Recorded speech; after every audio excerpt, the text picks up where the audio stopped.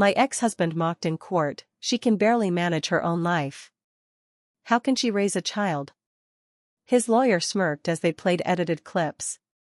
I remained silent. But when the judge called for my evidence, the entire room went silent because my name's Madison. I'm 34, living in a quiet, working-class neighborhood in Cleveland, Ohio. Life hasn't been easy, not for a long time.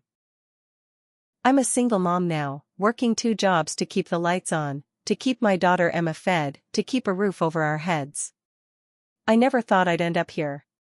Never thought I'd be standing in a courtroom, fighting tooth and nail for custody of my own child. But that's exactly where Jason left me. Jason, my ex-husband.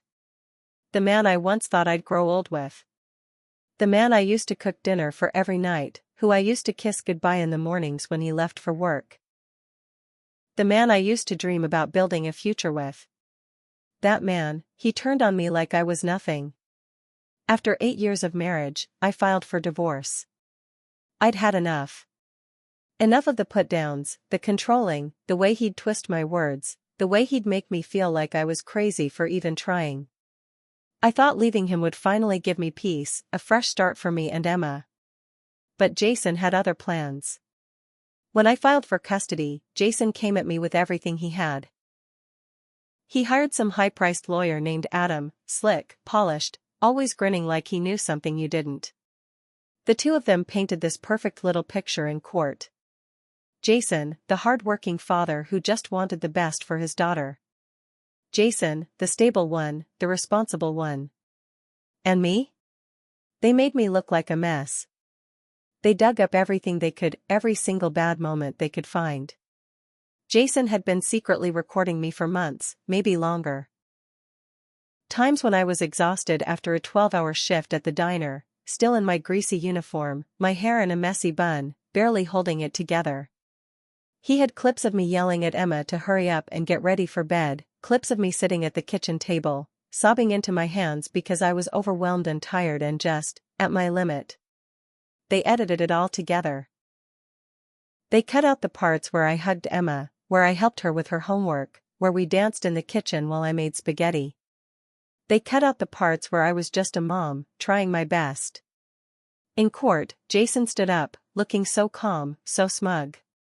His lawyer was practically grinning ear to ear as they played those videos on the screen.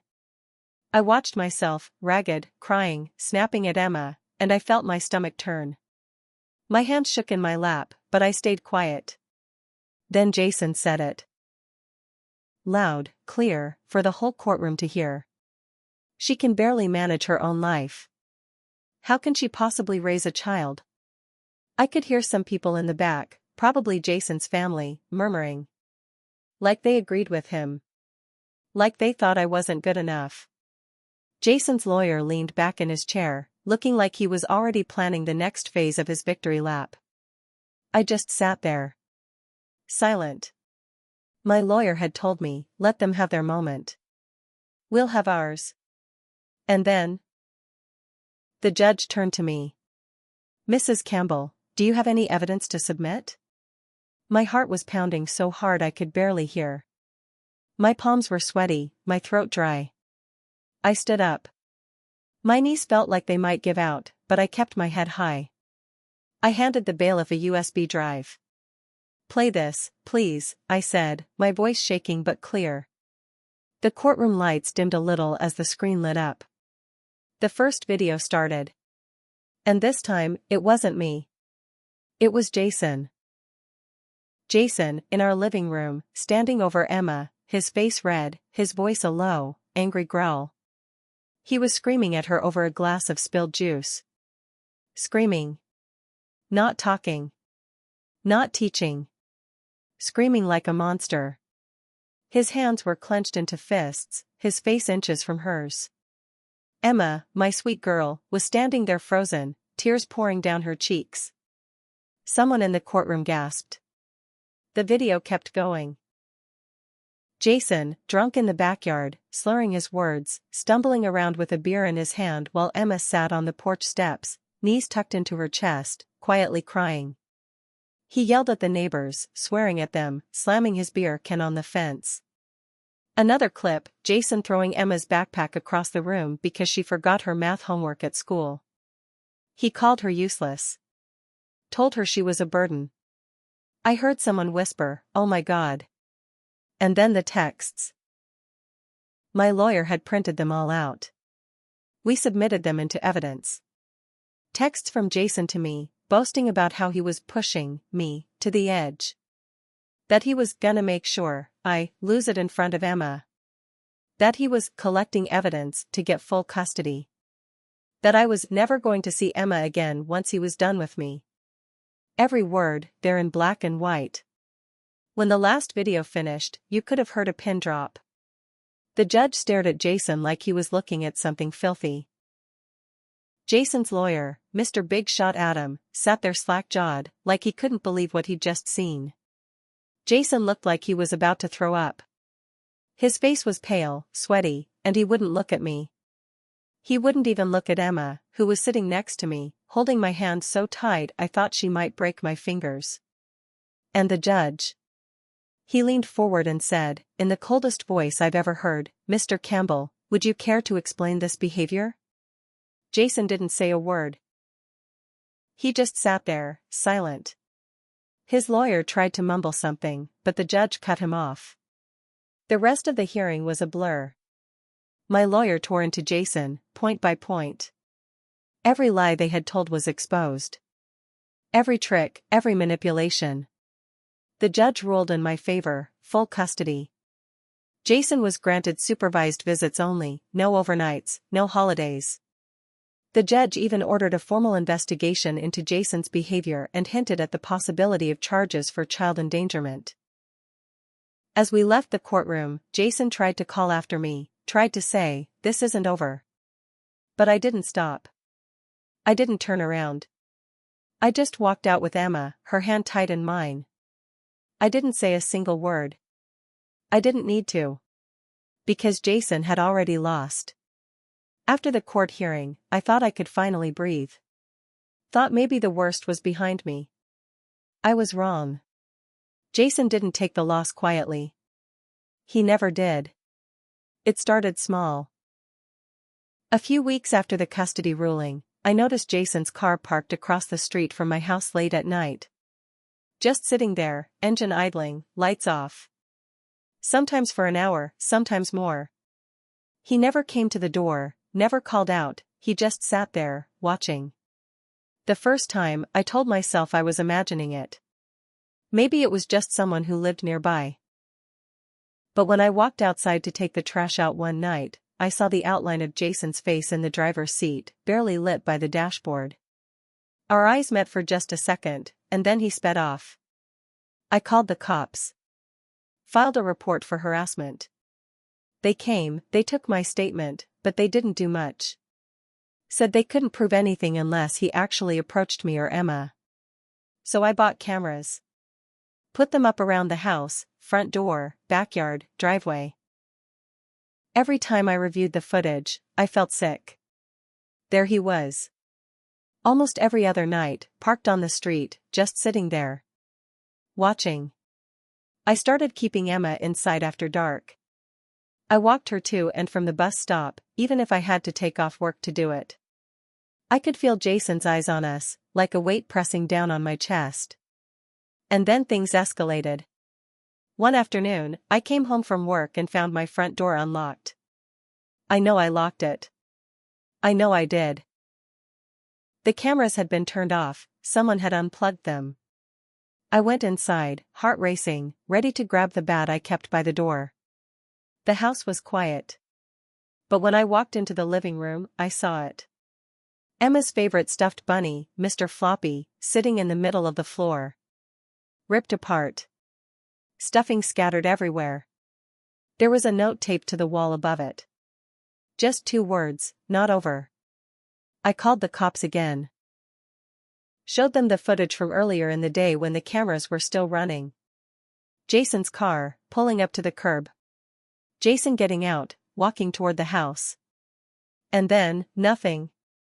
The police said they'd look into it, but I could tell they didn't think they had enough to do anything. Jason was careful. He always was. I started sleeping with the bat next to my bed. Emma started having nightmares. She wouldn't even sleep in her own room anymore. Then the calls started. Blocked numbers. No one on the other end, just breathing. Sometimes I'd hear a faint whisper, Emma's name. I was spiraling. I was scared, exhausted, but I refused to let Jason win. That's when I decided to fight back in my own way. I started recording everything. Every time Jason's car showed up, I documented it. I logged every call, every strange noise in the night. I got a restraining order, even though it felt like a piece of paper wasn't going to stop him. And then I dug deeper. I remembered something my lawyer said during the custody hearing, how Jason always seemed to have money for the best lawyers, the best everything, even though on paper, his job at the factory barely paid enough to cover his own expenses. So I started asking around. Quietly. Carefully. I reached out to one of Jason's old coworkers, a guy named Derek who'd been fired a year ago. Bought him a few beers, let him vent. That's when I learned the truth. Jason had been running a little side business at the factory. Selling stolen equipment, tools, electronics, even copper wire. Thousands of dollars worth, maybe more. He'd been funneling the money into an offshore account, hiding it from the IRS, from the court, from me. I hired a private investigator. Cost me a chunk of my savings, but I didn't care. The guy dug up bank records, emails, transactions, everything. Jason had been hiding tens of thousands of dollars in a shell company under a fake name. When I had the proof in my hands, I felt something shift inside me. This wasn't just about Emma anymore. This was about everything Jason had taken from me. My peace. My sanity. My sense of safety. I knew what I had to do. I went back to my lawyer. Showed him everything. The harassment, the break-in, the offshore accounts, the fraud. And then, we took it to the authorities. The case wasn't over. Not even close. I thought I was done with Jason when I handed over everything to the authorities. The evidence, the recordings, the bank statements, the harassment reports. It should have been enough. But Jason wasn't the type to go quietly. The night before his court date for the fraud charges, I woke up to a loud crash outside. My heart jumped into my throat. Emma was asleep in my bed. I'd gotten used to keeping her close. I grabbed the bat and crept toward the front window. That's when I saw it. Jason's truck rammed into my front porch. The wooden railing was splintered, the front steps half collapsed. Jason was standing there in the yard, drunk, screaming at the top of his lungs. "You think you can take my kid from me?" he shouted, slurring every word. "You think you're better than me?" He was holding a bottle of whiskey in one hand, waving it around like a weapon. I called the cops, again. They showed up fast this time, 2 cruisers, lights flashing. Jason was so drunk he tried to fight one of the officers. They tackled him right there on my lawn. I stood at the window, Emma clutching my side, both of us shaking. That was the last straw. Jason got arrested for DUI, property damage, and resisting arrest. He was already facing charges for fraud, theft, and harassment. And then the real hammer came down. The factory, his old job, pressed charges for embezzlement. The IRS got involved when the shell accounts were exposed. They froze his bank accounts, seized his assets. He had nothing left. When he finally went to trial, Jason looked like a hollowed-out version of the man I once knew. His suit didn't fit anymore, he'd lost weight, his hair was thinning, his eyes bloodshot and empty. I testified. So did Emma, with the judge's permission.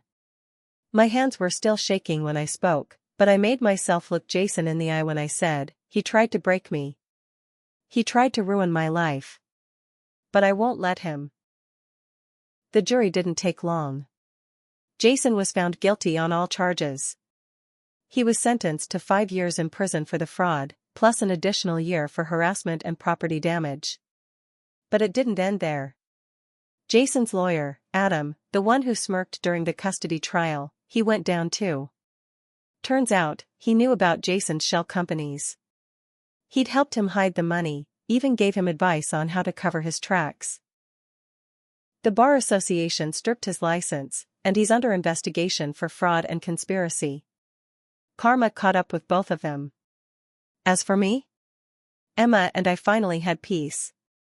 We rebuilt the porch. I got a better job at a local clinic, more stable hours, better pay. Emma started seeing a therapist, and slowly, she started sleeping through the night again. It wasn't perfect, nothing ever is. There were still hard days, still nights when I'd wake up shaking, thinking about everything Jason put us through. But we were safe. And Jason? Last I heard, he's in a state prison down in Chillicothe. No visitors. No calls.